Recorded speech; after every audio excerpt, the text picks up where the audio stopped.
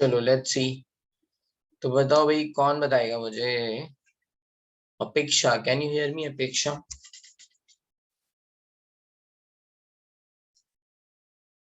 अपेक्षा रंजन।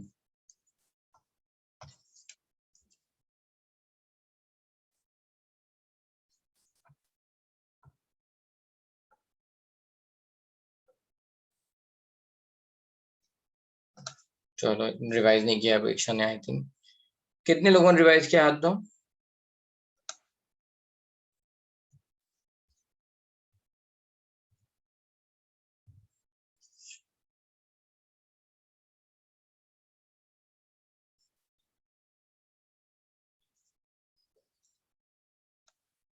बस 5 लोगों ने रिवाइज किया है। तो फिर सॉलिड स्टेट सब बेकार हो गया, मतलब वैसे तो सब भूलते जाओगे, पढ़ रहे नहीं हो।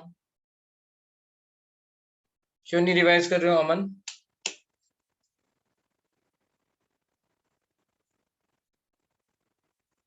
क्यों नहीं रिवाइज किया? तो टफ लगेगा फिर उसके बाद।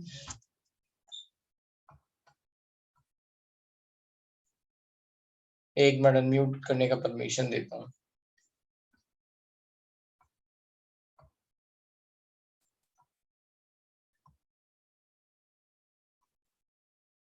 देखो अभी अनम्यूट कर, कैन यू अनम्यूट योरसेल्फ? ये सर मैंने मतलब सर नोट्स वापस रीड किए थे और थोड़ा जो पार्ट नहीं समझ रहा था अच्छे से वो वापस देख लिया था। अब अगर मैं तुमसे पूछूं, बताओ सीशियम क्लोराइड का स्ट्रक्चर कैसा होता है, तो can you tell me? Caesium chloride. मतलब याद नहीं हुआ। तो याद नहीं होगा। अभी सब लोगों को यही पहले, सबसे पहले देखना है। फिर से मैं रिवाइज करा दे रहा हूँ। NaCl में Na plus octahedral void, Cl minus FCC lattice. ठीक है, कितने होंगे? Cl minus 4 total. Na plus कितने होंगे? 4। ठीक है, फिर उसके बाद है सीजियम क्लोराइड। कहाँ? क्यूबिकल वॉइड में, यस सर। है ना? क्यूबिकल वॉइड, तो फिर Cl माइनस जो है वो बना रहा है सिंपल क्यूबिक लैटिस, और सीजियम जो है वो बॉडी सेंटर पे प्रेजेंट है। तो BCC टाइप स्ट्रक्चर भी कभी कभी उसको लिख देते हैं।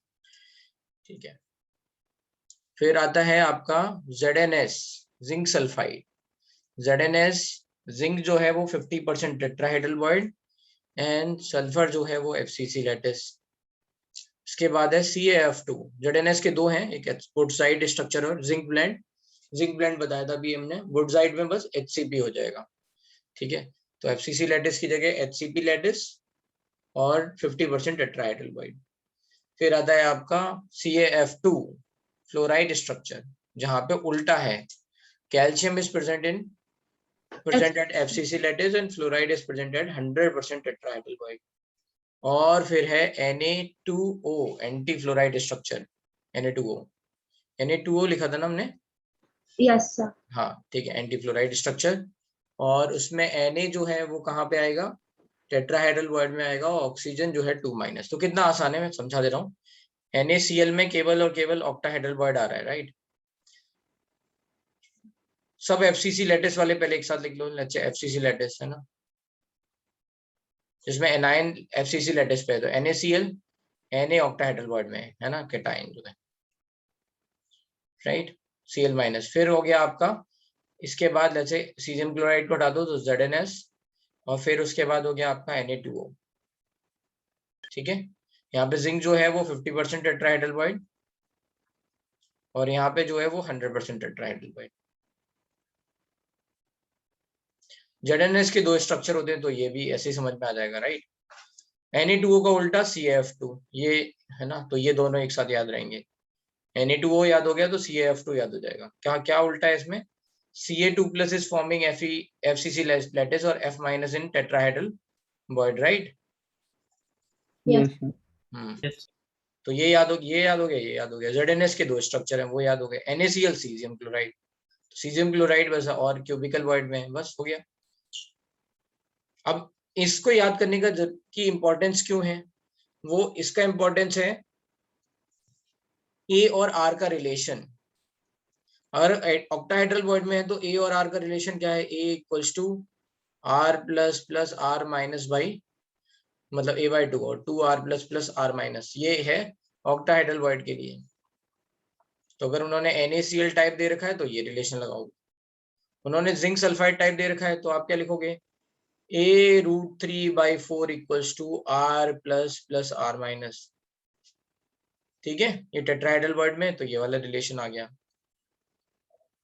क्यूबिकल वॉइड में है तो क्या लिखोगे, caesium chloride type, a√3 equals to 2r plus plus r minus. इसे सॉल्व करोगे तो 3 रिलेशन है, तो इसलिए ये पता होना चाहिए कौन कहाँ पे है, so that you can identify these relations. ठीक है, ये बातें क्लियर हो रही है या नहीं, ये इसमें कोई दिक्कत किसी Yes. को, मैंने डायरेक्ट फॉर्मूला लिख दिया, but you can imagine right कि ये कहाँ पे है, पोजीशन कहाँ पे है। ठीक है, और अभी तक सॉलिड स्टेट में और क्या डिफिकल्ट, क्योंकि मेरे को पता है अगर मैं सॉलिड स्टेट, अभी आपने एक्सरसाइज भी सॉल्व नहीं करी है, ऑब्वियस सी बात है, इलेक्ट्रोकेमिस्ट्री की ही नहीं पूरी हुई है, तो सॉलिड स्टेट पे अटेंशन थोड़ा कम ही जा रहा होगा, और जब मैं मूव करके लिक्विड सॉल्यूशन पे पहुंच जाऊंगा तो फिर ये बिल्कुल एकदम, है ना, गुमनाम हो जाएगा, ये चैप्टर खो जाएगा कहीं पढ़ा भी था कि नहीं, तो है ना। तो मैं चाहता हूँ कि कोई और डाउट रह गया हो अभी तक, देखो इमेजिनेशन जितना एक्सप्लेनेशन था उस पे बेस्ड क्वेश्चन नहीं आएंगे, वो बस आपकी इमेजिनेशन के लिए अच्छा था। ठीक है, कि HCP में वॉइड कहाँ पे है, राइट, ये सब बातें, इसका कोई थ्योरेटिकल क्वेश्चन नहीं बनेगा। क्वेश्चन बनते हैं रेडियस रिलेशंस पे, डेंसिटी पे, है ना, इन सब पे बनते हैं। तो ये आप अच्छी तरह से फॉर्मूले याद कर लो, इनको इमेजिन करके याद करोगे तो जल्दी याद रहेंगे, मतलब गलतियां नहीं होंगी, क्योंकि हमने आपको बताया था टेट्राहेड्रल वॉइड की डिस्टेंस कहाँ से कॉर्नर से कितनी होती है, a√3/4, ये बॉर्डर डायगोनल हो गया पूरी डिस्टेंस, तो आप गलतियां नहीं करोगे। ठीक है, तो एक तो ये बात जो है मुझे लगता है आपको याद रखनी है, और अभी तक किसी को कोई डाउट है तो पूछ लो, और else we are moving towards defects.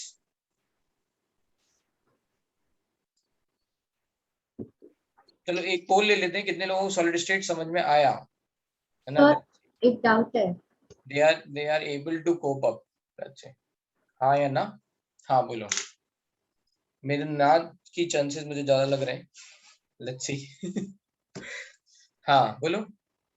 तब मेरे को क्या डाउट है ना, ये एनाइसोट्रोपिक का जो आपने बताया था ना फर्स्ट लेक्चर में, हाँ वो नहीं समझा मुझे, मतलब कोई बात नहीं, अभी बता देते हैं, जल्दी करो भाई फास्ट। एक तो क्लास में अब बच्चे कितने आने लग गए यार, 70, बाप रे। पहली क्लास में कितने थे, 140 के करीब।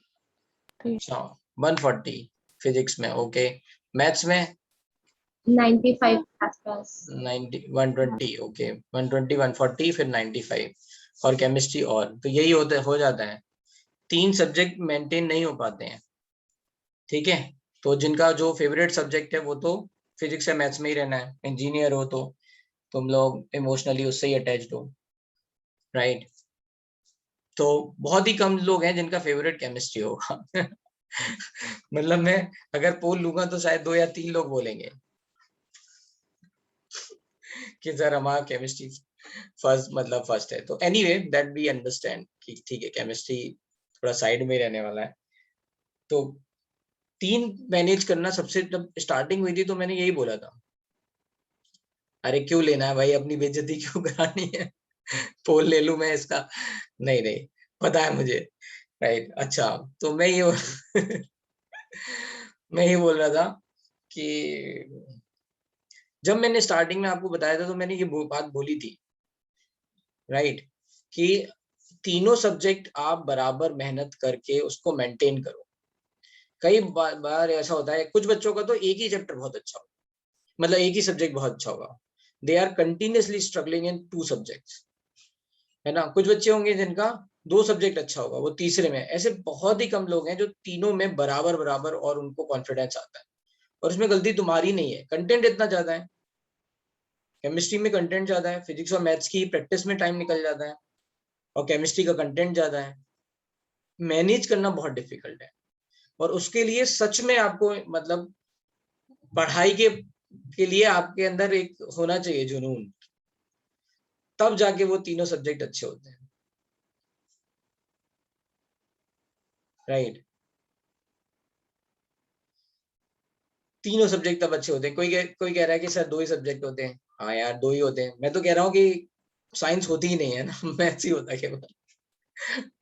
लेकिन ठीक है, साइंस भी बहुत जरूरी है।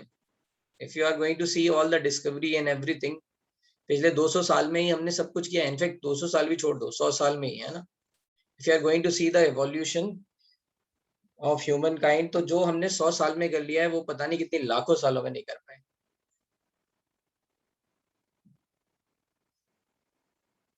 जितनी डिस्कवरी, जितनी मतलब कितने रैपिडली चीजें चेंज हो रही हैं बिकॉज ऑफ साइंस। तो हाँ भाई, 6 तो देखो, 2 ट्रैक तो हमेशा ही चलते हैं। मतलब गलती पता है क्या है? गलती ये है कि तुम्हारा जो दूसरा ट्रैक है वो बहुत लेट स्टार्ट होता है, बस यही गलती है। तुम्हारा ट्रैक, दूसरा ट्रैक जो है ना, वो स्टार्ट हो जाना चाहिए सितंबर वगैरह। और उसमें जो जो सर आपको ऑर्गेनिक पढ़ा रहे हैं, they should teach inorganic as well as organic. तो फिर आपको आदत बन जाती है। होता क्या है, जब तक वो दिसंबर तक स्टार्ट होता है तब तक आप बहुत कंफर्टेबल हो जाते हो। फिर एकदम से दिसंबर में जब ये स्टार्ट होता है दूसरा ट्रैक, तब फिर एडजस्ट करने में दिक्कत आती है। ठीक है, पेस में 6 बना दिए इंस्टेड ऑफ 3, करेक्ट। तो भाई केमिस्ट्री में 42 लोगों ने बताओ बोल दिया है अभी। 62% को सॉलिड स्टेट समझ में आया, 38% को नहीं आया। भाई मैं हमेशा चाहता हूँ कि आप लोग जितने क्वेश्चन पूछो, अपने डाउट्स पूछ लो, right. I am always ready. But अगर आप लोग डाउट ही नहीं पूछोगे तो फिर मैं कुछ नहीं कर सकता। I can not help you. मुझे नहीं पता है कि आपको कितना आता है कितना नहीं आता है, तो प्लीज इंटरेक्ट, ठीक है। पेरोस्काइट का स्ट्रक्चर क्या होता है? पेरोस्काइट, हाँ 3 और हमने बताए थे, स्पाइनल, इनवर्स स्पाइनल एंड पेरोस्काइट। वो भी देख लेते हैं just for the revision purpose.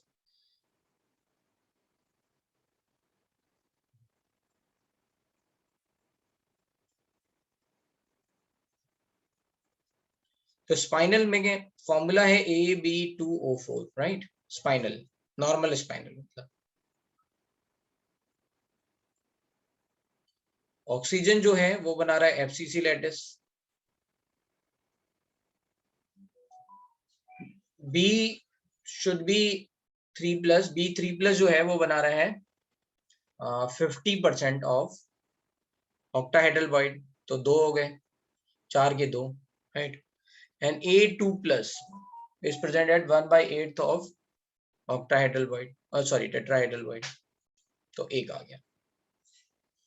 ये तो हो गया spinal, normal spinal. Inverse spinal में क्या है, इन दोनों की पोजीशन थोड़ी चेंज हो जाती है, ठीक है।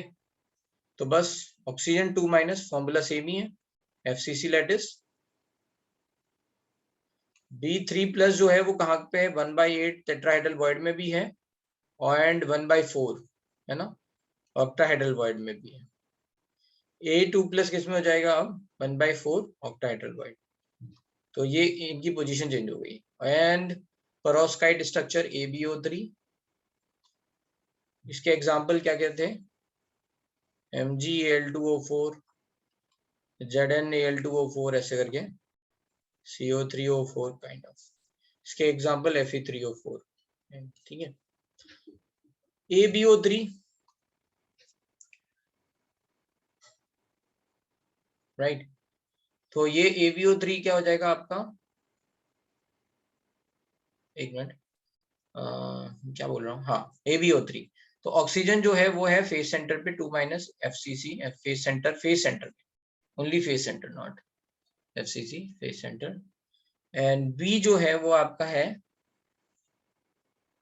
सॉरी A जो है वो है आपका A2+, BaTiO3 ऐसा लिख लेते हैं, BaTiO3। तो बेरियम A2+ जो है वो होगा आपका कॉर्नर्स पे, and titanium 4+ is at body centre, पे, केवल बॉडी सेंटर पे, मतलब टेट्राहेड्रल बॉन्ड में है बट केवल और केवल बॉडी सेंटर पे।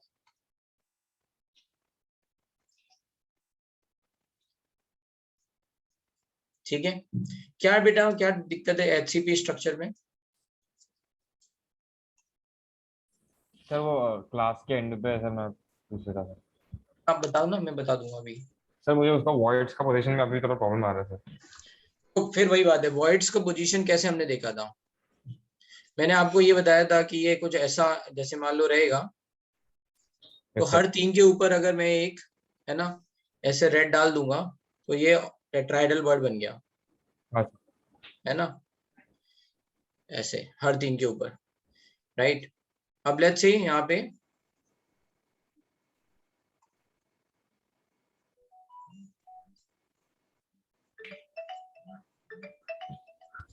ठीक है, ऐसा कुछ है।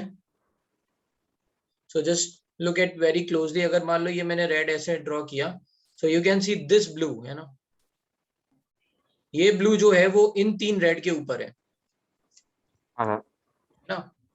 अल्टीमेटली एचसीपी में क्या होता है ना, हर एक एटम 3 के ऊपर होता है, जैसे ये वाला रेड इन 3 के ऊपर है और ये वाला ब्लू इन 3 रेड के ऊपर है, ठीक है, ऊपर या नीचे जैसे भी मान लो, राइट है, ठीक है। तो हर एटम के नीचे जो है वो टेट्राहेड्रल वर्ड होगा, हर एटम के नीचे टेट्राहेड्रल वर्ड होगा, बस।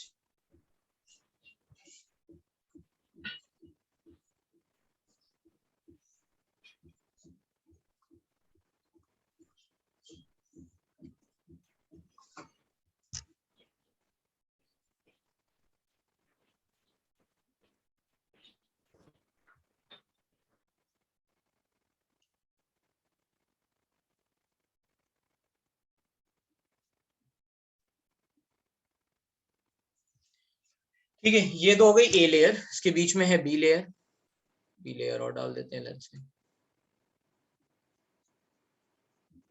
ठीक है, ये बी लेयर है, ए लेयर है, ये फिर ए लेयर है। अब ए और बी के लिए देख रहे हैं इस 2 लेयर में, अच्छा ये बस 3 ही नहीं है, इधर भी होगा 4 5 6 ऐसे होते जाएंगे, लेकिन ये अलग अलग उसमें डलते जाएंगे, राइट। तो हमने अलग अलग यूनिट सेल में चले जाएंगे ये, right. So we are not right now considering about this. तो इन 2 लेयर के बीच में कहाँ होगा, तो हर एटम के नीचे होना है और ऊपर, तो एक यहाँ पे है ना, इसके लिए एक यहाँ पे, इसके लिए यहाँ पे, इसके लिए हर है ना कॉर्नर के लिए आ जाएगा, ऐसे ही इसके नीचे यहाँ पे यहाँ पे यहाँ पे यहाँ पे, राइट, सब एजेस पे आ जाएंगे। क्लियर है ये बात? Yes sir. इस ए और बी के बीच में ये वाले आ जाएंगे, है ना, इस बी और ए के बीच में ये वाले आ जाएंगे, ठीक है, ऐसे ही। फिर अब क्या होगा, अब ये वाले पॉइंट रह गए, ये और ये इसके ऊपर आएगा, तो ये जो है इन तीनों के ऊपर लगा हुआ एटम है, तो यहाँ पे एक आएगा, ऐसे ही, है ना। ये जो है वो इन तीनों के ऊपर है, तो एक नीचे इसके नीचे आएगा। अब ये जो पॉइंट है, ये वाले पॉइंट, है ना, ये इन तीनों के ऊपर है, ये वाला पॉइंट इन तीनों के ऊपर है, हाँ सर। तो इसके नीचे आएगा, ऐसे ही, ऐसे इसके नीचे आएगा, ये इसके इन तीनों के ऊपर है ये वाला पॉइंट, सर है ना। क्रॉस तो मतलब टेट्राहेड्रल वर्ड ना? हाँ, क्रॉस मतलब टेट्राहेड्रल। Yes sir. तो ऐसे इन तीनों के लिए 3 नीचे और 3 ऊपर आएंगे, यस सर। तो बस ये हो गया 8 ऐसे टेट्राहेड्रल वर्ड आएंगे, 8 यहाँ पे और 4 कॉर्नर के कारण आएंगे, टोटल 12। Yes sir. अब देखो ये जो अल्टरनेट पोजीशन बच गई, जैसे ये वाला ट्रायंगल बच गया है ना, ऐसे ही, तो ये 2 ऐसे ही, बाहर वाला एक और आएगा इधर, तो ये 3 है ना, तो इनके बीच में ऑक्टाहेड्रल बनेगा यहाँ पे, ये 2 और इधर वाला जो होगा इसके साइड वाला जैसे मान लो होगा उसमें, है ना, उसमें ये जो एटम है वैसी पोजीशन इधर होगी, तो ये तीनों ऐसे ट्रायंगल बना रहे होंगे और ये तीनों ऐसे ट्रायंगल बना रहे हैं, तो इसके बीच में ऐसे ऑक्टाहेड्रल वर्ड आएंगे, तो ऑक्टाहेड्रल वर्ड ऐसे ऊपर से ऐसे इमेजिन करना पड़ेगा आपको ये कैसा दिख रहा है। सर तो एक छोटा सा कंफर्मेशन, सर मतलब सारे कॉर्नर्स के नीचे TH भी आता है ना? ओके सर, और बीच में ऑक्टाहेड्रल आ जाता है? बीच में ऑक्टाहेड्रल आ जाता है, हाँ सर, थैंक यू सर।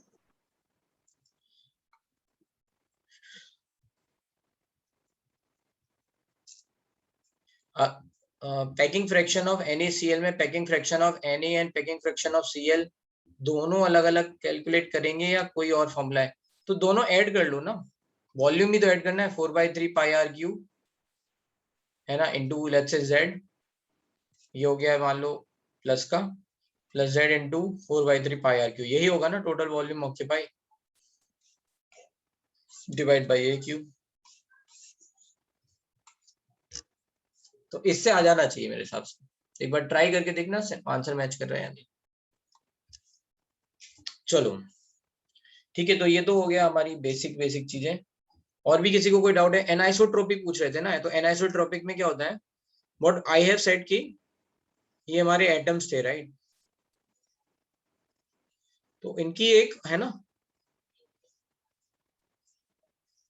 जैसे क्रिस्टल स्ट्रक्चर में हर जगह पे ये मतलब क्यूब है तब तो ठीक है, इधर और इधर ये डिस्टेंस सेम होगी, बट ये डिस्टेंस सेम नहीं होगी। तो यू कैन से कि हर डायरेक्शन में डिस्टेंस सेम नहीं होने वाली है दो एटम्स के बीच की। इसका मतलब है जो प्रॉपर्टीज मैटर पे डिपेंड कर रही है, फिजिकल प्रॉपर्टीज, वो हर डायरेक्शन में अलग अलग होंगी। तो उसका एग्जांपल मैंने आपको टेम्परेचर से बताया था, मतलब कंडक्टेंस से बताया था, इससे समझ लो। मतलब एक एग्जांपल के थ्रू बता रहा हूँ कि जैसे मान लो इस कॉर्नर से किसी मेटल प्लेट को हमने हीट करना चालू किया, इस कॉर्नर पे लेट्स से हीट करना चालू किया, तो जो टेम्परेचर हमें यहाँ मिलेगा वही सेम डिस्टेंस पे यहाँ नहीं मिलेगा, थोड़ा सा डिफरेंस आएगा, है ना, टेम्परेचर ग्रेडियंट में। क्यों? क्योंकि टेम्परेचर यहाँ पे ट्रांसफर हो रहा है किससे, एटम से एटम पे। यहाँ पे भी ट्रांसफर हो रहा होगा ऐसे एटम टू एटम पे, राइट? बट यहाँ नंबर ऑफ एटम्स अलग होंगे, यहाँ नंबर ऑफ एटम्स अलग होंगे। So that's how you can understand. Okay sir, समझा। ठीक है, जबकि क्लास में क्या होता है, वो रैंडम है पूरा, और रैंडमनेस के कारण क्या होता है कि मतलब एक दूसरे में कैंसिल आउट होती है, जितनी भी जैसे मान लो वी आर गोइंग टू से जितना भी चेंज आने वाला था, डिफरेंस आने वाला था, वो एक जगह से दूसरे में कैंसिल आउट हो जाएगा, तो इक्वली रहेगा। Yes sir. सर मतलब उनमें इतना रैंडमनेस होता है कि वो चेंज हम बहुत नेग्लिजिबल होता है। हाँ, तो फिर उसको अप्रोक्सीमेटली सेम मान के बोल देते हैं कि हाँ ये रैंडम है ना। Thank you sir. ठीक है, तो अब हम चलते हैं सॉलिड स्टेट लास्ट पार्ट पे।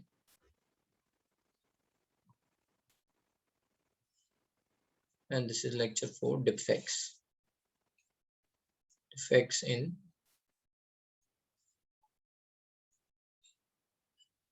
crystal structure.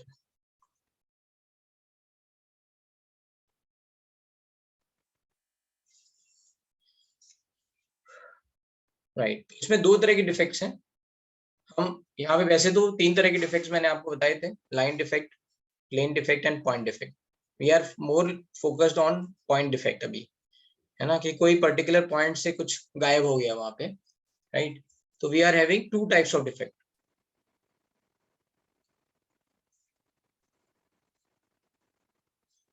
So two types of defects are stoichiometric defect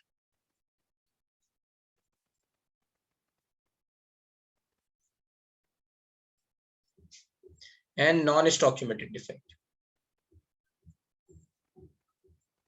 क्या मतलब है इसका? इसका मतलब ये है कि stoichiometry will remain same और stoichiometry will change। जैसे मान लो हमने एक एग्जांपल लिया NaCl।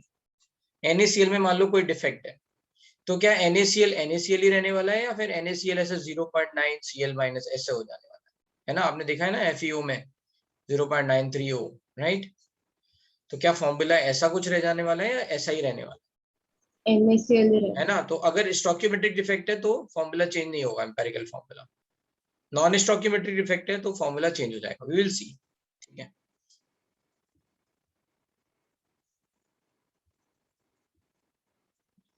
ठीक है। स्टोइकियोमेट्रिक डिफेक्ट्स एग्जांपल्स क्या क्या हैं?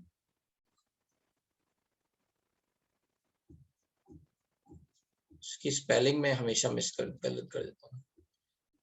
तो शॉर्ट की डिफेक्ट है, let me check spelling.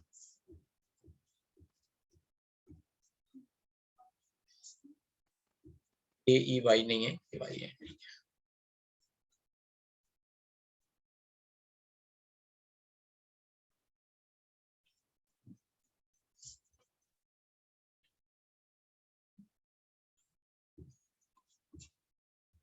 HOTTK Schottky defect,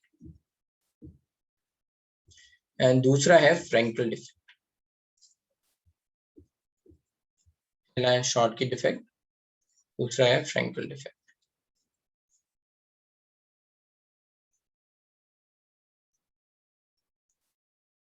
ठीक है।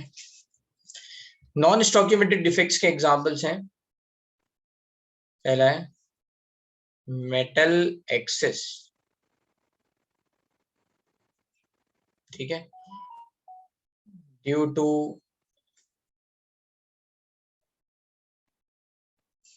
you can say anion deficiency।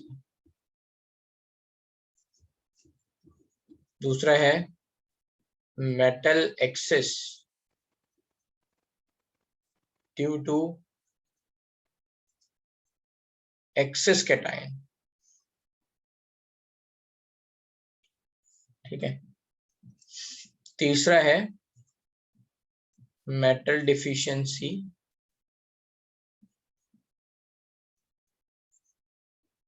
Due to cation deficiency, ठीक है। तो समझते हैं कौन कौन से, यहां से तो नाम से ही समझ में आ रहा है। जैसे मान लो NaCl है, लेट्स से जस्ट इमेजिन, है ना, या AB है, A+B-, राइट। तो अगर मान लो कुछ पोजीशन से B- खत्म हो जाए, गायब हो जाए, पॉइंट डिफेक्ट, तो क्या हो जाएगा, मेटल एक्सेस हो जाएगा, ठीक है, ठीक है। फिर क्या है, metal excess due to excess cation, कुछ पोजीशन है ना, कुछ जैसे A+B- है, कुछ और लेट्स से A+ आ जाए, है ना, तो मेट कैटायन क्या हो जाएंगे, एक्सेस हो जाएंगे, एनायन नहीं अपनी जगह से जा रहे हैं, कैटायंस कुछ एक्स्ट्रा आ गए हैं अंदर, तो metal excess due to excess cation हो गए।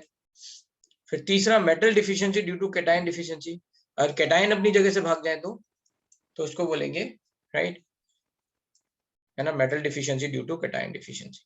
इतना समझ में आ गया नॉन स्टोइकियोमेट्रिक डिफेक्ट में, ठीक है। हालांकि इनको हम थोड़ा सा और पढ़ेंगे इनको, राइट। तो लेट्स अंडरस्टैंड, ये सब क्या है, पॉइंट डिफेक्ट है, ठीक है, ये सब क्या है, पॉइंट डिफेक्ट।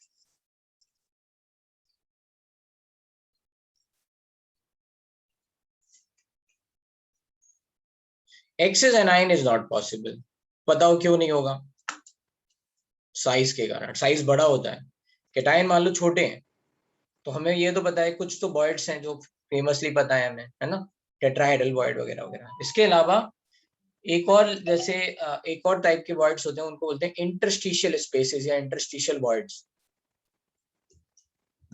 इंटरस्टिशियल क्या होता है, थोड़ा समझा देते हैं, then we will move on इन पे। जैसे मान लो ये लैटिस है, इसमें ये जो एटम है ये आपस में टच नहीं कर रहे हैं, लेट्स से, है ना, इनके बीच में थोड़ा स्पेस है, और लेट्स से ऐसा कुछ है, तो इनके ऊपर अगर आपने भर दिया तो ये आपको टेट्राहेड्रल बॉयड यहाँ मिल गया। लेकिन जो कुछ और लेट्स से स्पेसेस रह गई इनके बीच में, है ना, कुछ और स्पेसेस रह गई, है ना, उनको बोलते हैं इंटरस्टिशियल स्पेसेस, ठीक है। तो वो बहुत छोटा ही होता है, तो उसमें कैटायन ही आ सकता है बस, समझिए, इसलिए एनायन नहीं आ सकता, एनायन तो बड़ा होता है इसलिए। तो metal excess due to anion deficiency, मतलब एनायन अपनी जगह से चले गए हैं। कैटायन, एक्सेस कैटायन का मतलब क्या है, कैटायन यहाँ तो है ही, जितने टेट्राहेड्रल बॉयड हमने बताए या फिर ऑक्टाहेड्रल बॉयड वो वहां तो है ही, उसके अलावा भी कुछ ऐसे इंटरस्टिशियल स्पेसेस पे प्रेजेंट है कैटायन, तो क्या हो जाएगा, मेटल एक्सेस हो जाएगा ना, कैटायन एक्सेस कैटायन, ठीक है। इतनी बात क्लियर हो गई, किसी को कोई कंफ्यूजन यहाँ तक? क्लियर है सर। ठीक है, तो ये शॉर्ट की डिफेक्ट पहले पहले चल पढ़ लेते हैं, ये दोनों काफी इंपॉर्टेंट है, ठीक है।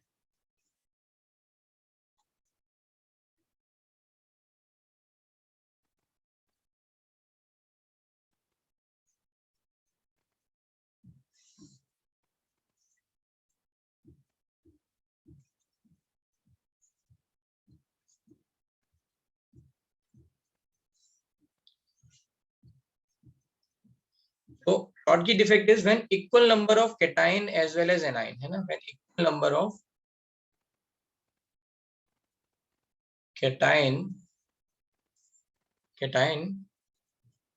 एज वेल एज एनायन, है ना, लीव्स, है ना, देयर पोजीशन। तो फिर क्या होगा, electrical neutrality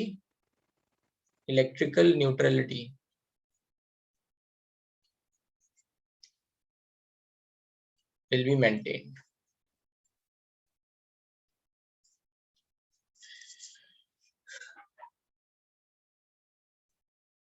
And density will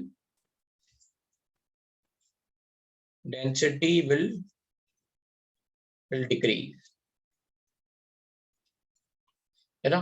तो जैसे अगर मान लो कोई ये यहाँ पे ऐसा कुछ है a plus b minus a plus b minus ऐसा कुछ है, right.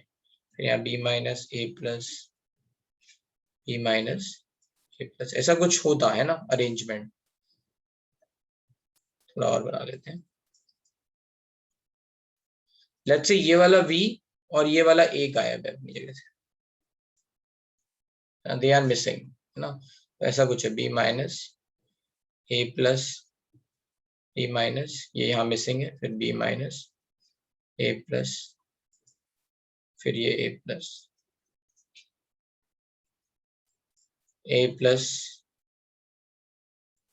b minus a plus b minus, ऐसा कुछ है ना, ये जगह खाली है। तो इसके कारण क्या होगा, मास लॉस होगा, कैटाइन एनाइन दोनों गायब है, तो यहाँ मास लॉस होगा, राइट। वॉल्यूम तो सेम रहेगा, तो डेंसिटी विल डिक्रीज। ये कई बार पूछा गया है question, which defect will change the density, Schottky defect will change the density, ठीक है। और क्या होगा, राइट, ठीक है।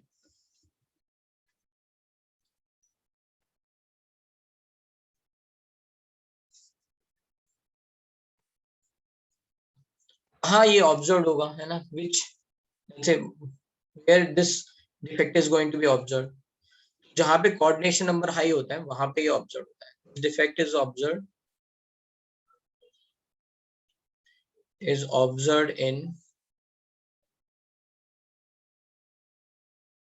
in ionic crystal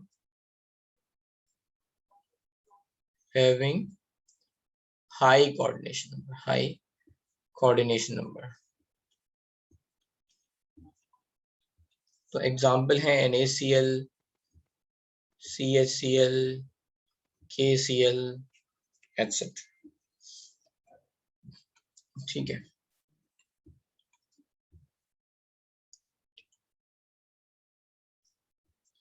coordination number will change for few atoms, then we will say coordination number changes। हाँ कह तो सकते हैं कि भाई कुछ मिसिंग है तो, राइट, बट ओवरऑल तो नहीं हो रहा है, हर एटम के लिए नहीं है, तो जनरलाइज स्टेटमेंट नहीं बोल सकते। अगर ऐसा बोला जाएगा कि for few let's say metal atom या फिर anions the coordination number has change, तो वी विल से यस हो गया चेंज,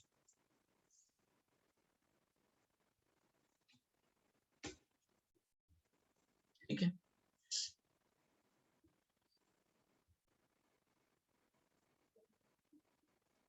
इसके बाद है let's say Frenkel defect.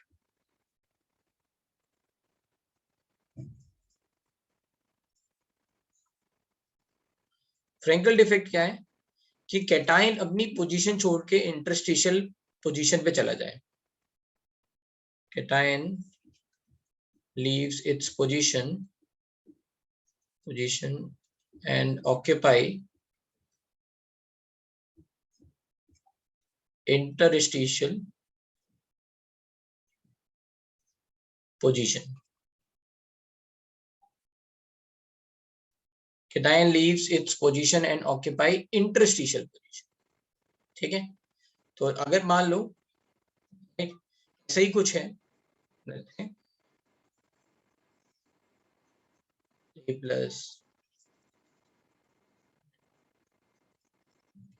B minus, है ना, A प्लस B माइनस, से B minus A plus A minus A plus, फिर यहाँ पे A plus B minus A plus B minus. तो मान लो ये A प्लस जो है वो यहाँ से अपनी पोजीशन छोड़ के कहीं यहाँ कहीं पहुंच जाए, ठीक है। If it is present like here, कहीं पे इनके बीच में कहीं और पहुंच जाए, ठीक है। तो ये क्या हो गया, it will be like this, a plus b minus a plus b minus b minus यहाँ पे खाली, फिर b माइनस है ना, ये खाली है, a plus b minus a plus, sorry यहाँ पे a प्लस प्रेजेंट है, ठीक है। तो ये इसको बोलेंगे फ्रैंकल डिफेक्ट, ठीक है। इसमें स्टॉकियोमेट्री मेंटेन रही कि जितने कैटायन थे उतने एनायन मूव कर गए और इलेक्ट्रिकल न्यूट्रलिटी भी मेंटेन्ड है। इसमें क्या हो रहा है, यहाँ पे स्टॉकियोमेट्री मेंटेन रही क्योंकि कैटायन ने अपनी पोजीशन तो छोड़ी लेकिन वो अभी भी इनसाइड द आयनिक सॉलिड ही है, आयनिक क्रिस्टल ही है, तो still we are going to say same stoichiometry. अब अगर हम बात कर रहे हैं इसमें डेंसिटी की, तो डेंसिटी विल नॉट चेंज,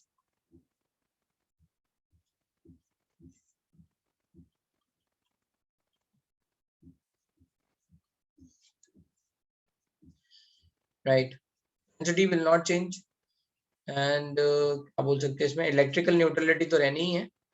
और दिस डिफेक्ट इज ऑब्जर्व्ड कहाँ पे होगा भाई, यहाँ पे कोऑर्डिनेशन नंबर कम हो। कोऑर्डिनेशन नंबर कम से क्या पता चलता है, radius ratio, coordination number high है ना, तो रेडियस रेशियो हाई हो गया है ना, कोऑर्डिनेशन नंबर हाई है तो रेडियस रेशियो हाई हो गया, कोऑर्डिनेशन नंबर कम है मतलब रेडियस रेशियो कम है, तो यहाँ पे आ जाएगा ये 0.414 से, है ना, छोटा ही रहेगा, टेट्राहेड्रल बॉयड में रहेगा, ठीक है, छोटा रहेगा। तो छोटे होने के कारण ही तो देखो ये पॉसिबल हुआ कि इसने अपनी पोजीशन छोड़ के ये इंटरस्टिशियल, इतना छोटा है कि इंटरस्टिशियल पोजीशन पे भी मिल सकता है, ठीक है। This defect is observed,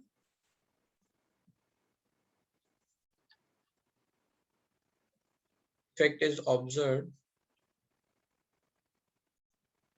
in ionic compounds having low coordination number. Example हो गया ये ZNS टाइप, ठीक है, AgBr AgI टाइप।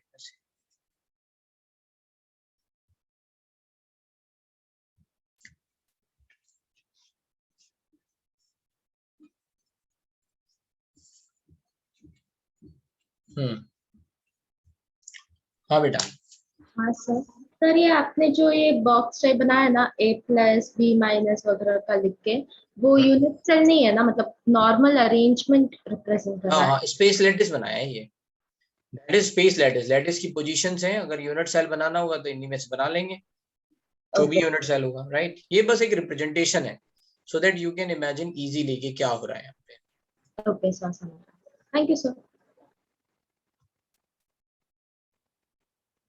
देखो इसमें और क्या होता है, जैसे एक इमेजिनरी बाउंड्री ले रहे हैं, let's say this is the imaginary boundary, along this imaginary boundary क्या होगा, इस तरफ नेगेटिव चार्ज ज्यादा हो गए, 2 प्लस है 3 माइनस है,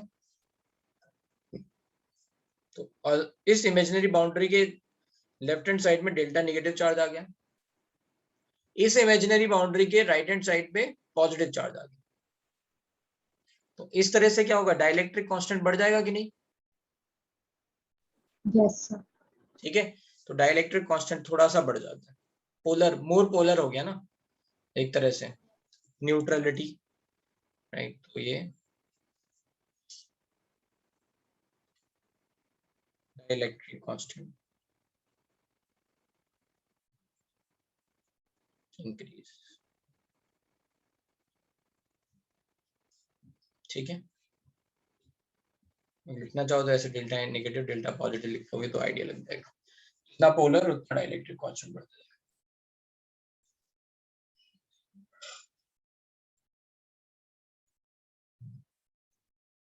अब चलते हैं नॉन स्टोइकियोमेट्रिक डिफेक्ट की तरफ।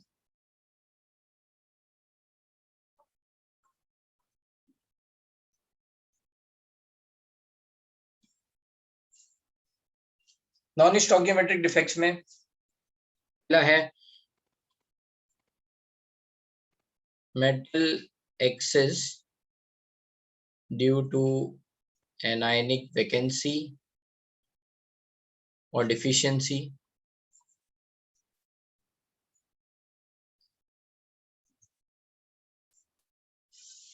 उसका मतलब क्या है, नाम से ही समझ में आ रहा है, एनायंस कम होंगे, राइट। तो जैसे अगर मान लो ये है A plus B minus A plus B minus B minus A plus B minus A plus and ऐसे A plus B minus A plus B minus. मान लो यहाँ से ये B माइनस जो है वो अपनी पोजीशन छोड़ के जा रहा है, ठीक है, इसने अपनी, बट अगर ये अपनी पोजीशन छोड़ के जा रहा है तो इलेक्ट्रिकल न्यूट्रलिटी कैसे मेंटेन करेगी, मेंटेन होगी, राइट। Nice. तो इलेक्ट्रिकल न्यूट्रलिटी, हेलो, हाँ बेटा क्या बात है, ऐसे बोल रहे थे कि न्यूट्रलिटी नहीं होगी। हाँ नहीं होगी, तो ये मेंटेन कैसे होगी, तो क्या करते हैं, ऐसे क्रिस्टल में एटमॉस्फेयर से इलेक्ट्रॉन आके ट्रैप हो जाते हैं, क्या होते हैं, ऐसी जगह पे इलेक्ट्रिकल न्यूट्रलिटी कैसे मेंटेन होती है, बाय इलेक्ट्रॉन्स,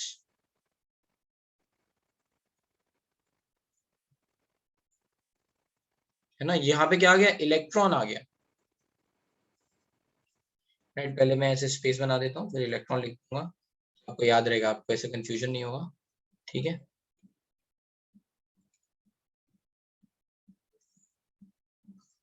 एंड जब इलेक्ट्रॉन ऐसे ऑक्यूपाई हो जाता है तो उसको बोलते हैं एफ सेंटर, क्या बोलते हैं, this is called F centre. अब इस इलेक्ट्रॉन के कारण क्या होगा, है ना, इलेक्ट्रॉन ऑक्यूपाई हो रहा है, ठीक है। इस इलेक्ट्रॉन के आने के कारण कलर डेवलप होता है, इलेक्ट्रॉन के प्रेजेंस के कारण कलर आने लग जाता है,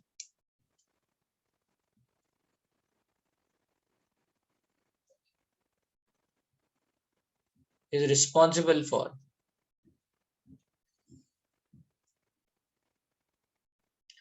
color in let's say any compound.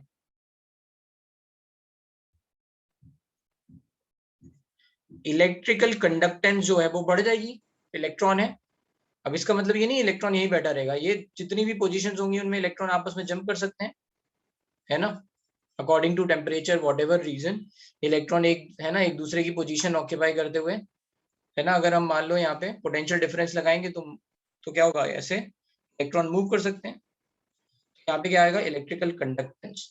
क्योंकि सॉलिड स्टेट में अगर मान लो आयनिक क्रिस्टल है, तो सॉलिड स्टेट में किसी भी आयनिक सॉलिड में करंट जो है वो फ्लो नहीं हो पाती है, क्योंकि cations can not move, right, और एनायंस कैन नॉट मूव, तो चार्ज इज नॉट मूविंग, तो उनके कारण जो कंडक्टेंस आती है वो बहुत ही मतलब कम आती है, मतलब बहुत ही नेग्लिजिबल, और वो भी जो कंडक्टेंस आती है डिफेक्ट्स के कारण ही आती है, ठीक है। जो भी कंडक्टेंस आती है वो डिफेक्ट्स के कारण ही आती है, कि मान लो आपने जब करंट फ्लो कराई, उस करंट या पोटेंशियल डिफरेंस के कारण कुछ कैटायन अपनी पोजीशन लीव कर गए, कुछ एनायंस अपनी पोजीशन लीव कर गए, बहुत थोड़ी आती है, नेग्लिजिबल आती है, मतलब ऐसा नहीं है कि यहाँ नहीं आएगी इलेक्ट्रिकल कंडक्टेंस, ठीक है, आएगी थोड़ी बहुत, है ना, क्योंकि ये अपनी पोजीशन छोड़ के यहाँ चला गया है, ऐसे ही उसी टाइम पे साइमल्टेनियसली, है ना, कुछ और लेट्स से पॉजिटिव कहीं और से चला गया हो, तो ऐसे हम बोल सकते हैं कि, है ना, चार्ज का मूवमेंट हो रहा है, एक नेट मूवमेंट हो रहा है एक पर्टिकुलर डायरेक्शन में, so we can get some conductance, ठीक है।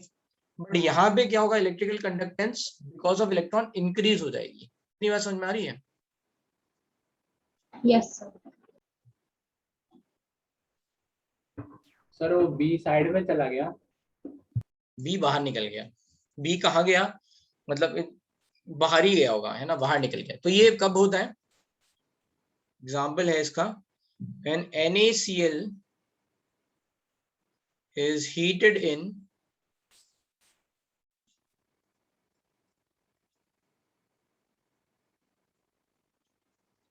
Na,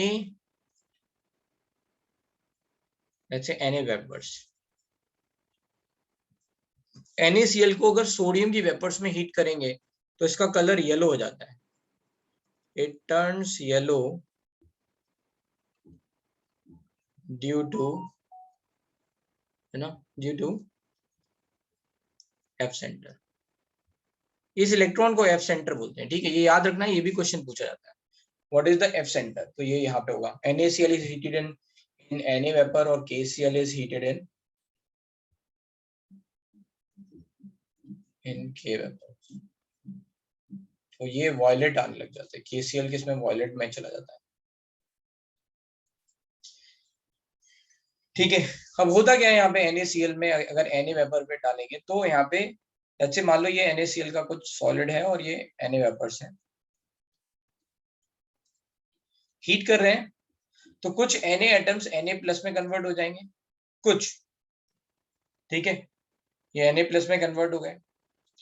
अब ये Na+ वाले जो है, जो भी Cl- है, इनको अपनी तरफ अट्रैक्ट कर रहे हैं, है ना, हम हीट कर रहे हैं NaCl को Na वेपर में, राइट, तो कुछ Cl- यहाँ से बाहर जा रहे हैं, न्यूट्रलाइज कर रहे हैं, इन Na+ के साथ मिल रहे हैं, तो कुछ Cl- बाहर निकल जाते हैं और इनकी पोजीशन कौन ऑक्यूपाई कर लेते हैं, इलेक्ट्रॉन्स, जो कि ये Na+ बनने के कारण रिलीज हुए होंगे, ठीक है। तो सोडियम की वेपर में अगर हम NaCl को हीट कर रहे हैं तो कुछ Na एटम्स Na+ में जाएंगे, कुछ इलेक्ट्रॉन्स यहाँ आ गए और इनके कारण यहाँ पे क्या हो जाएगा, Cl का एक you can say concentration difference बन जाएगा या डिफ्यूजन टाइप का हो जाएगा, तो कुछ Cl- चले जाएंगे, सारे नहीं, कुछ अपनी पोजीशन से हीट करने पे, है ना, लीव करके चले जाएंगे, तो उसके कारण फिर क्या आएगा, वहां पे एन आयन वैकेंसी क्रिएट होगी and that vacancy will be filled by these electrons, उसको एफ सेंटर बोलते हैं।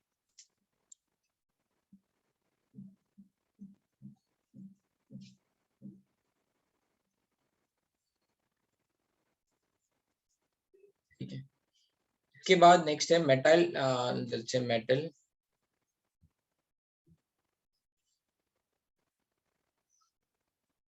सर हाँ, सर इस और हमने क्या लिखा वाले ना, का न्यूट्रल मेटल, मेंटेन हाँ नहीं। बोलो, एक मिनट फिर से बोलो।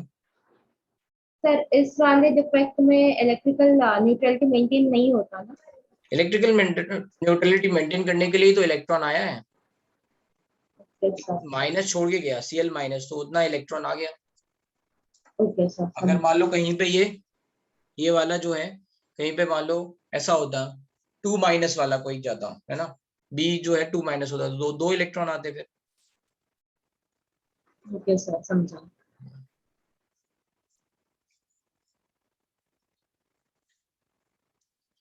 इलेक्ट्रिकल न्यूट्रलिटी मेंटेन्ड है। अच्छा, ये कहाँ पे ऑब्जर्व होते हैं, these defects are observed in first type of, let's say यहाँ पे शॉर्ट की डिफेक्ट ऑब्जर्व होते हैं उन टाइप पे, है ना, these type of defects are observed in ionic compounds,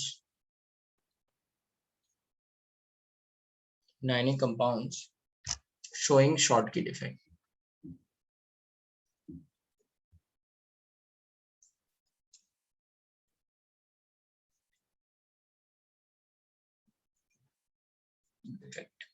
हाँ बोलो भाई पार्थ, क्या डाउट है। सर उसका हीटिंग रोकने के बाद भी हम लोग को उसका येलो कलर ही दिखेगा?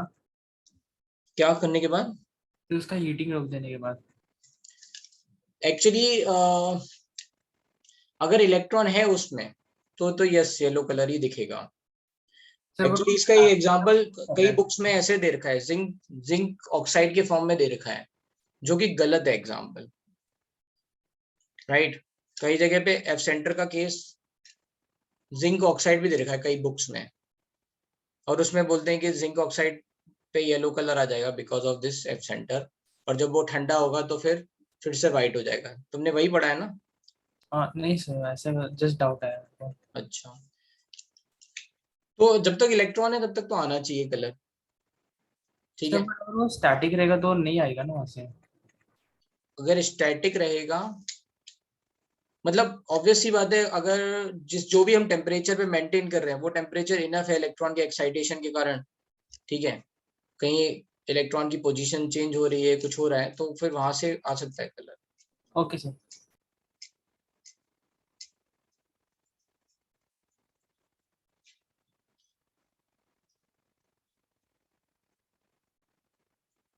These effects are observed in ionic compounds, ठीक है, ओके। नेक्स्ट है मेटल एक्सिस,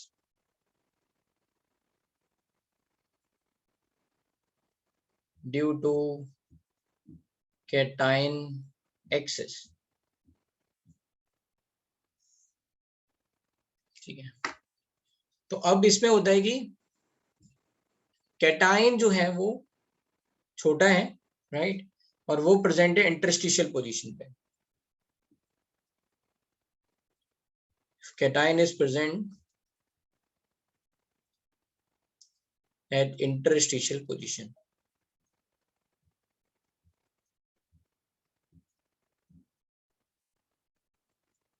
होता ये है, जैसे एग्जांपल समझते हैं यहाँ पे कि कैसे आ रहा है। मान लो जिंक है solid which is very reactive, zinc जो है वो रिएक्टिव है, और मान लो वो एटमॉस्फेयर में है या फिर हम बर्न करा रहे हैं, जो भी है हीट करा रहे हैं, and that is turning into ZnO।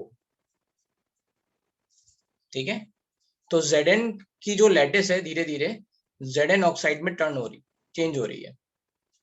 ठीक है, सॉलिड में मान लो एटमॉस्फेयर में ही है और जिंक जो है Zn ऑक्साइड में टर्न हो रहा है, चेंज हो रहा है, या फिर हम कह रहे हैं कि हम इसको हीट करा रहे हैं, वॉटएवर, Zn ऑक्साइड यहाँ पे बन रहा है।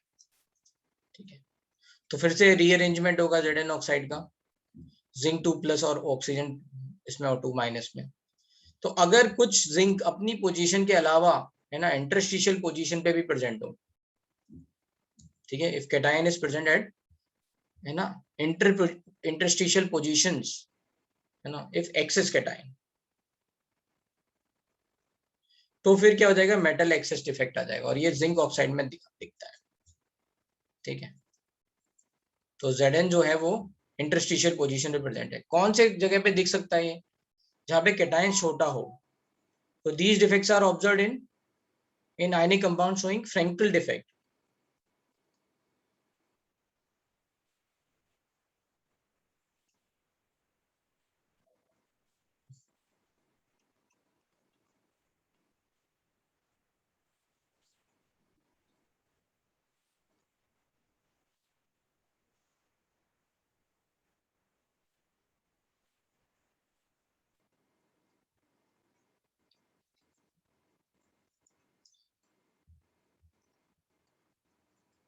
ठीक है, metal excess due to cation excess. फिर है मेटल डिफिशियंसी।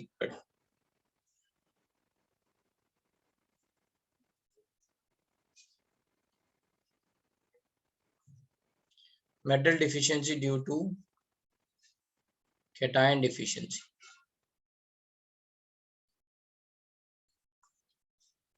ठीक है, ये कहां पे होता है, जैसे मान लो ये वैसे एग्जांपल है FeO में ही देख रहे हैं हम, FeO का एग्जांपल पहले बता चुके हैं। तो यहाँ पे Fe2+ है और इसी के हिसाब से ऑक्सीजन 2- है, Fe2+ है, ऑक्सीजन 2- है। ऐसे लेट्स से ये हमने एक स्पेस लैटिस बनाई है।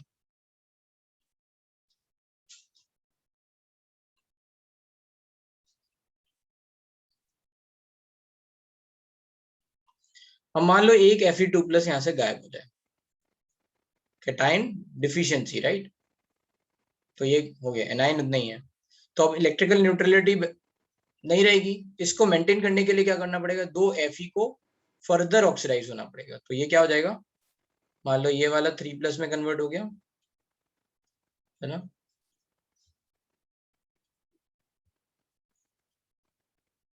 यहाँ पे वैकेंसी है, और ये वाला 3+ में ऑक्सीडाइज हो गया।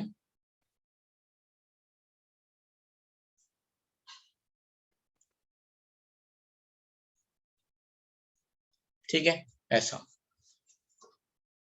ऐसा कुछ हो गया, तो फिर क्या हो जाएगा, यहाँ पे मेटल लत से डिफिशियंसी क्रिएट हो जाएगी, और इसको बोलेंगे metal deficiency due to cation deficiency. तो FeO एग्जिस्ट एज Fe0.93O, मतलब ये एक फेमस एग्जांपल है, 0.95 भी हो सकता है, ऐसा कुछ कई सारे एग्जांपल देखने को मिलेंगे। ये समझ में आ रहा है, ये 2 आयरन फर्दर ऑक्सीडाइज हो गए to maintain the electrical neutrality.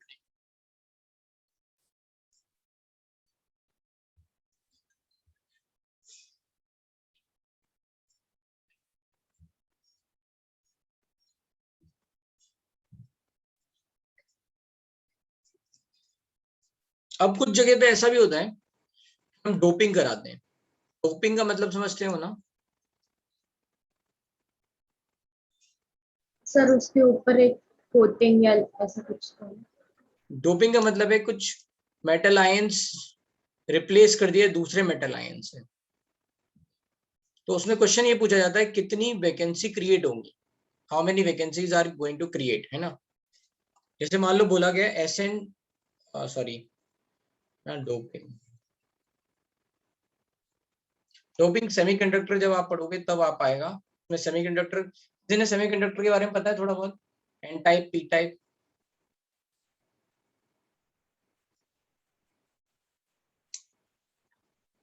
Yes sir थोड़ा सा मतलब बताओ भाई। हाँ कोई तो बताओ, पार्ट पढ़ा है कुछ।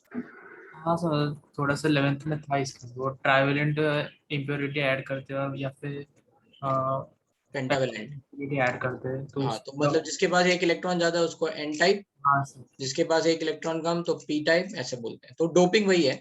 तो इस उसमें जो हम बना रहे हैं एन टाइप और पी टाइप सेमीकंडक्टर, उसमें हम we are doing the doping. तो बस वही है, जैसे अगर मान लो हम कोई कैटायन हटा दें और उसकी जगह कुछ लेट्स से दूसरे वाले कैटायन डाल दें या एनायन डाल दें तो क्या होगा, राइट। तो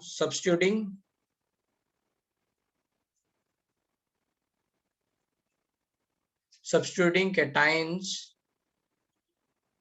with foreign cations और let's say impurities, ठीक है। ऐसा जैसे अगर मान लो यहाँ पे NaCl है तो यहाँ Na प्लस है, Cl माइनस है, Na प्लस है, Cl माइनस है, Cl minus Na plus, Cl minus Na plus, है ना। फिर है Na प्लस Cl माइनस।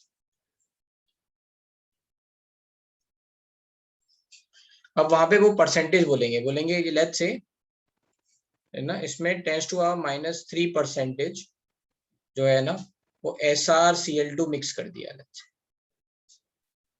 तो इसके कारण क्या होगा, Sr2 plus will occupy Na plus ion, SrCl2 इसके साथ डोप कराया तो फिर क्या होगा, Na प्लस आयन को हटा के कुछ जगह पे Sr2 प्लस डाल रहे हैं, उसका मतलब ये है।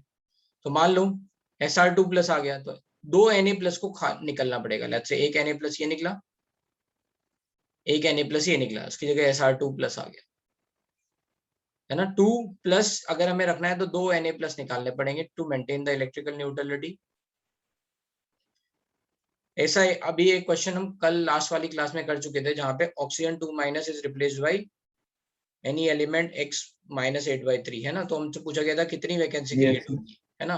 तो वही है, right. 2 Na plus will be replaced by 1 Sr2 plus. तो कितनी वैकेंसी क्रिएट हुई, एक वैकेंसी पर एटम क्रिएट हो गई। उसके जितने नंबर ऑफ एटम आएंगे उतनी वैकेंसी क्रिएट हो जाएंगी, ठीक है। जितने नंबर ऑफ एटम्स हमने मिक्स कराए उतनी वैकेंसी क्रिएट हो जाएंगी। अगर इसकी जगह Al3 प्लस होता तो 3 sodium are going to leave, और 3 सोडियम में से एक सोडियम की जगह तो Al3 प्लस आ गया तो कितनी वैकेंसी क्रिएट हुई, 2 वैकेंसी क्रिएट हुई। तो पर एटम 2 वैकेंसी क्रिएट हुई and then you can calculate कि कितना वैकेंसी आएंगी। ऐसे क्वेश्चन भी पूछे जाते हैं। And then they are going to ask something about density also, कि डेंसिटी कितना चेंज हुआ। ऐसे क्वेश्चन थोड़े डिफिकल्ट हो जाते हैं फिर ये। तो यहाँ पे अभी बस आपको ये समझना है कि कितनी वैकेंसी क्रिएट होंगी। तो 1 vacancy created by 1 Sr2 plus ion, ठीक है। तो नंबर ऑफ वैकेंसी पे भी डाउट क्वेश्चन पूछे जाते हैं।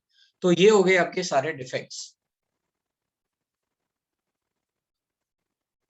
और कैटाइन भी आ सकता है, ये डिपेंड कर रहा है ना आप कौन सा डोप करा, किससे डोपिंग करा रहे हो। मैंने तो SrCl2 वाला एग्जांपल ले लिया, कोई और भी आप ले सकते हो, ठीक है। तो AlCl3 जैसे मैंने बोला या FeCl3 कुछ ऐसा भी दे सकते हैं। then you are going to say how many let's say vacancy are going to created, ऐसे ही क्वेश्चन इसमें पूछे जाते हैं, ठीक है। तो this is almost done. Solid state, इसमें एक और बात मैं बता देता हूँ, that is magnetic properties.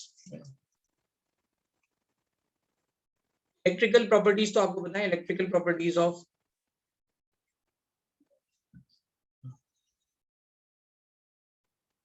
Solid, let's say compound, solid compound और आयनिक सॉलिड।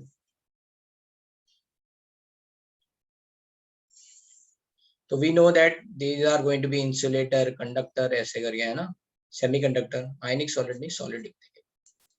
तो इंसुलेटर, सेमीकंडक्टर एंड कंडक्टर, ये किस पे बेस्ड है? तो आपने मेटेलिक बॉन्डिंग में ये वाला पार्ट पढ़ा है क्या? सेमीकंडक्टर में पढ़ाया जाता है। There are two bands, one is called conduction band and another is called valence band.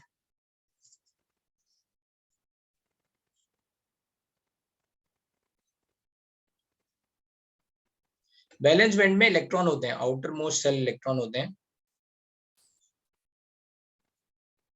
तो इसलिए वैलेंस सेल इलेक्ट्रॉन है, दैट्स व्हाई वैलेंस बैंड बोल रहे हैं। ये तो हो गया अगर इनके बीच में एक नेट एनर्जी का डिफरेंस रहता है ना, एनर्जी लेट्स से हम बोल रहे हैं एनर्जी का डिफरेंस है, जिसको एनर्जी बैरियर बोलते हैं, ये एनर्जी बैरियर है। तो ये जितना एनर्जी बैरियर ज्यादा होगा, राइट, उतना ही डिफिकल्टली ये इलेक्ट्रॉन कंडक्शन बैंड में आ पाएंगे and hence is going to conduct the electricity. ठीक है, जितना एनर्जी बैरियर ज्यादा उतना मुश्किल होगा कंडक्ट कराने में, इलेक्ट्रिसिटी कंडक्ट कराने में। ठीक है, तो एनर्जी बैरियर, तो ये हो गया इंसुलेटर के लिए। सेमीकंडक्टर में क्या होता है, ये एनर्जी बैरियर बहुत थोड़ा पास हो जाता है, ये बहुत कम हो जाता है। ठीक है, ये कंडक्शन बैंड है और ये बैलेंस बैंड है।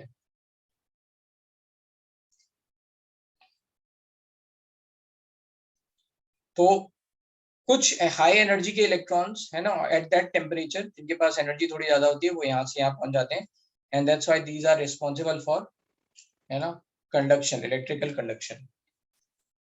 तो ये हो गया सेमीकंडक्टर।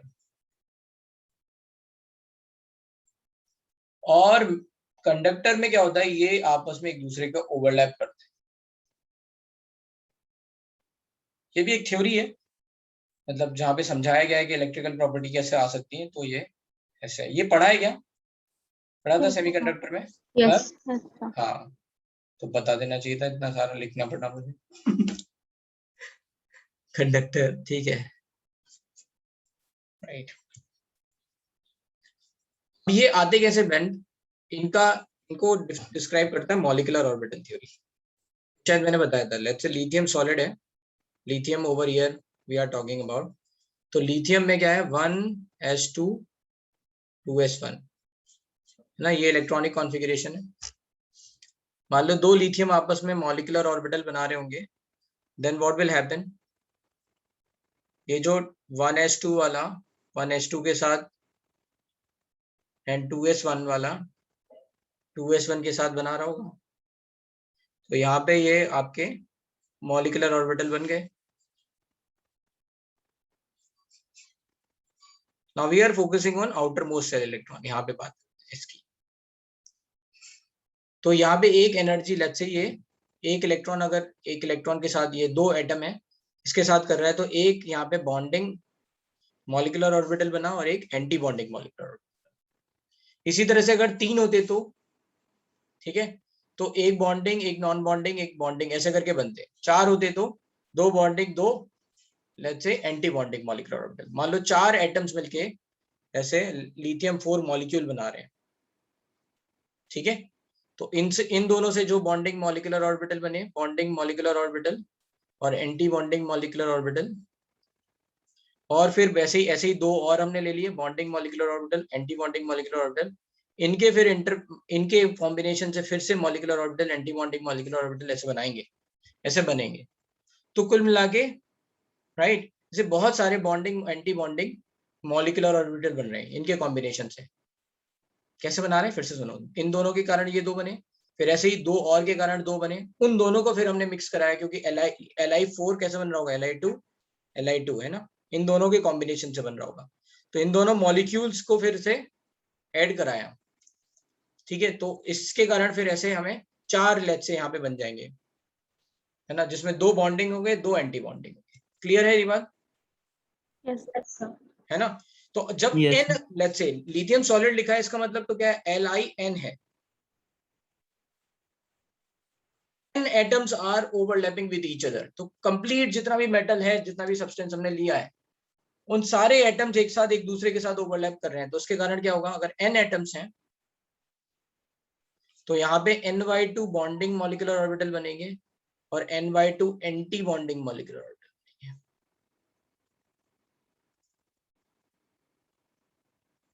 और इनकी एनर्जी, Ny2 की एनर्जी इतनी पास पास होगी, जैसे अभी हमने बोला था, ये 2 और ये 2 मिलके 4 बनाएंगे, तो 2 लेट्स से, है ना, इसका सबसे स्टेबल, इसका सबसे स्टेबल आपस में मिक्स करेगा तो फर्दर और स्टेबल हो जाएगा। फिर ऐसे ही ये ऐसा कुछ कुछ ऐसे मतलब 4 बनेंगे, right. So you can say यहाँ पे 4 लाइन मिल गई एनर्जी लाइंस। तो Ny2 होंगे तो Ny2 में Ny2 एनर्जी लाइंस यहाँ मिलेंगी। दीज आर सो क्लोज कि ये जो एनर्जी लाइंस है आपस में मिलके बैंड बना लेती है, इसलिए इसको बोलते हैं balance band. Bonding molecular orbital क्या बनाते हैं, बैलेंस बैंड। और एंटी बॉन्डिंग मॉलिक्यूलर ऑर्बिटल क्या बनाते हैं, कंडक्शन बैंड। ये है इनका बेसिस। ये शायद नहीं पता होगा, ये पता था, मैंने केमिकल बॉन्डिंग में लास्ट ईयर पढ़ाया तो था, लेकिन याद नहीं होगा। ये सर बताया था आपने। यस सर बता। ठीक है, तो ये इनका बेसिस है कि ये मेटेलिक बॉन्डिंग कैसे एक्सप्लेन करते हैं। तो N एटम्स आपस में कंबाइन होंगे, N/2 बॉन्डिंग मॉलिक्यूलर ऑर्बिटल बनाएंगे, N/2 anti bonding molecular orbital बनाएंगे। और इन सब की एनर्जी, अगर हम एनर्जी लाइंस लिखेंगे तो ये इतनी पास पास हो जाएंगी कि वी आर गोइंग टू से it is like A band. तो अब अगर ये जो है इनके बैंड्स आपस में ओवरलैप कर रहे हैं तो कंडक्टर, है ना, और अगर बिल्कुल भी ओवरलैप नहीं कर रहे हैं, एनर्जी बैरियर हाई है, तो इंसुलेटर। ये तो हो गई इलेक्ट्रिकल प्रॉपर्टीज की बात। अब बात करते हैं मैग्नेटिक प्रॉपर्टीज की। दो टर्म से, इनफैक्ट 3 टर्म से तो हम फैमिलियर हैं।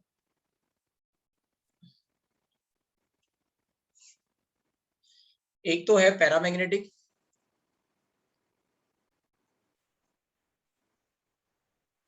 दूसरा है डायमैग्नेटिक, एंड तीसरा है फेरोमैग्नेटिक। कोई बताएगा क्या पता है आप लोगों को?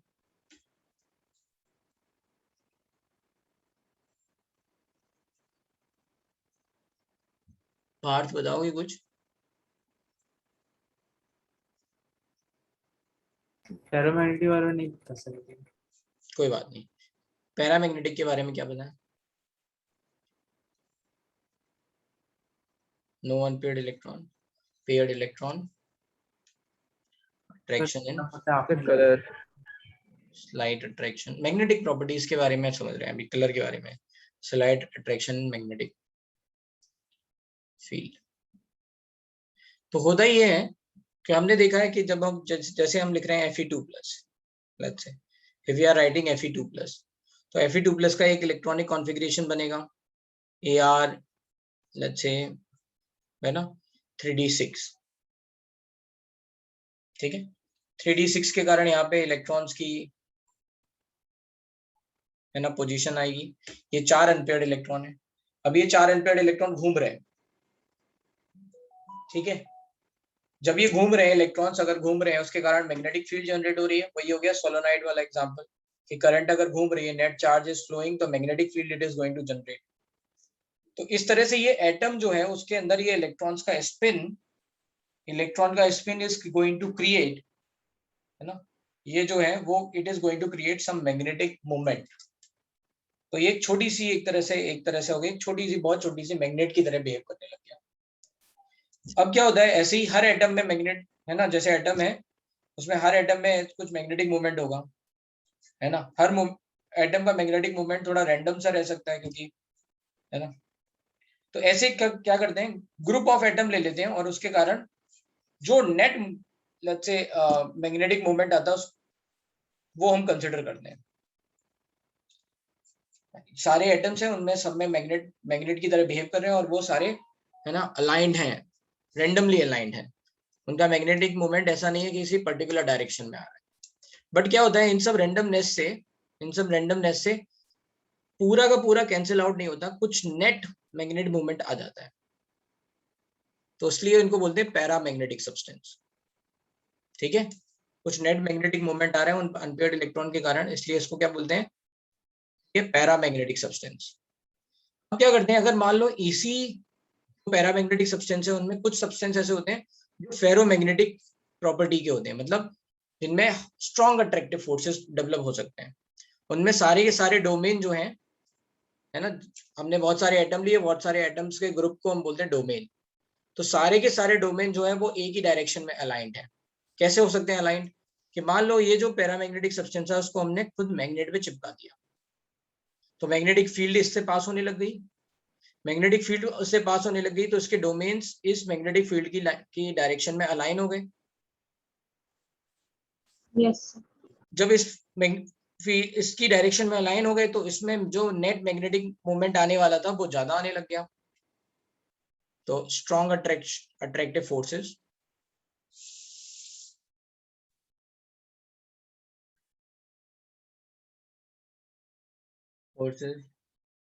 In magnetic field.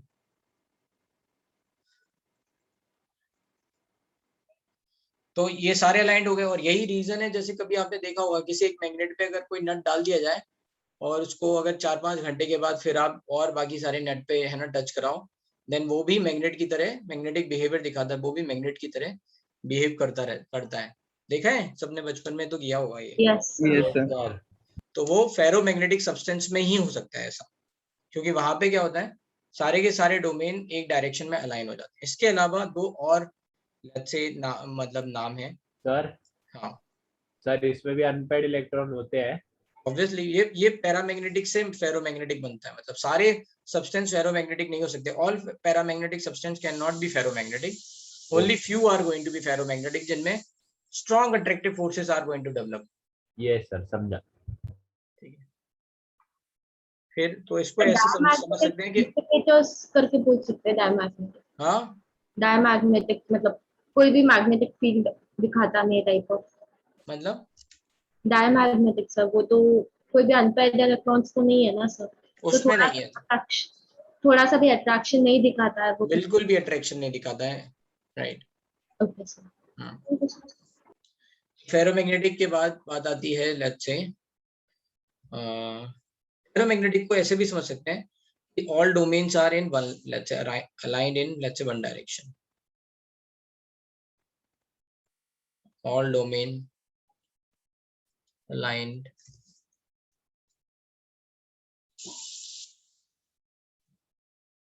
in one direction। फिर आता है फेरी magnetic.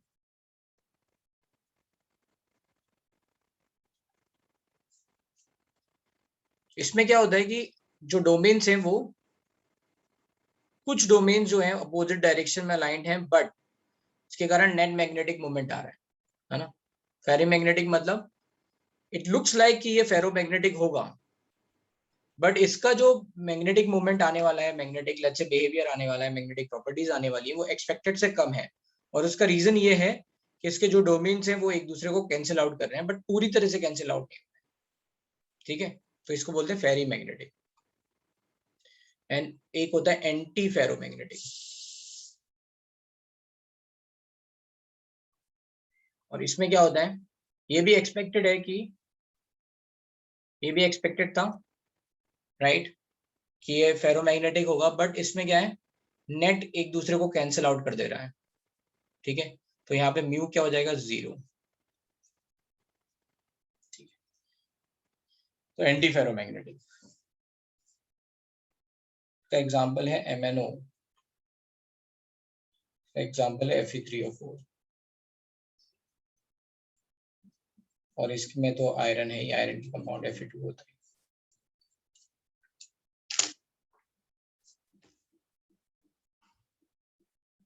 So that's it, that's the end of solid state। NCERT पढ़ लेना, NCERT में ये पार्ट थोड़ा और लिखा हुआ है थियोरेटिकली, तो NCERT पढ़ लेना, NCERT के लास्ट 3 पेजेस पढ़।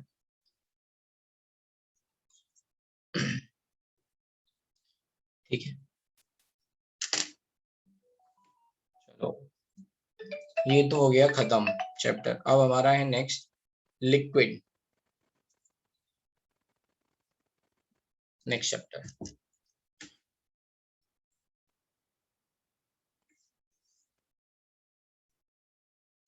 कोई डाउट यहाँ तक? ठीक है, तो लिख। हाँ सर वो डिफेक्ट्स में डाउट था सर। वो metal excess due to cation excess में आपने बोला था कि वो उसमें जो भी आयनिक कंपाउंड्स फ्रैंकल डिफेक्ट दिखाते हैं उसमें वो होता है। हाँ। मतलब ये दिखाना है, मतलब दोनों चीजें साथ में होती है, फ्रैंकल और मेटल एक्सेस दोनों साथ में होती है हमेशा? नहीं नहीं, दोनों साथ में नहीं होती। कुछ मतलब अगर मान लो बराबर हट गए है ना, मतलब स्टॉकियोमेट्री चेंज नहीं हुई, बराबर नहीं। फ्रैंकल डिफेक्ट में तो वो हो रहा है ना, एक जगह से दूसरी जगह पहुंच रहा है, राइट। डीलोकलाइजेशन हो रहा है एक तरह से ना। तो अगर मान लो राइट स्टॉकियोमेट्री सेम रहती है तो फिर वो हो जाएगा स्टॉकियोमेट्रिक में फ्रैंकल। स्टॉकियोमेट्री चेंज हो रही है, मान लो कहीं पे लिखा है Zn 1.01 हाँ। है ना, तो फिर वहां पे हो जाएगा metal excess, non stoichiometry. Okay sir, समझा। नया चैप्टर नए लेक्चर से स्टार्ट करोगे क्या? मैं सोच रहा हूँ पढ़ा दूं, कुछ बातें हैं, छोटी छोटी बातें हैं, वो समझा देंगे, ठीक है।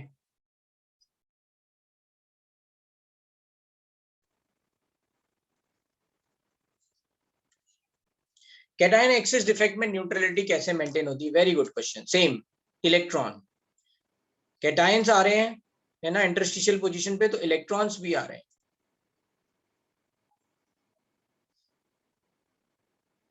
ठीक है। नेक्स्ट क्लास से कर दें नया चैप्टर। यार हम बहुत पीछे चल रहे हैं, अभी बहुत कुछ पढ़ना सर है। अभी कर लेते हैं सर। हाँ सर आज ही स्टार्ट करते हैं। हाँ, थोड़ा बहुत पढ़ा तो देंगे, भूमिका मान देंगे शुरुआत की। लिक्विड स्टेट, तो अभी हमने गैसियस स्टेट लास्ट ईयर पढ़ लिया था, सॉलिड पढ़ लिया। Now we are focusing on liquid state.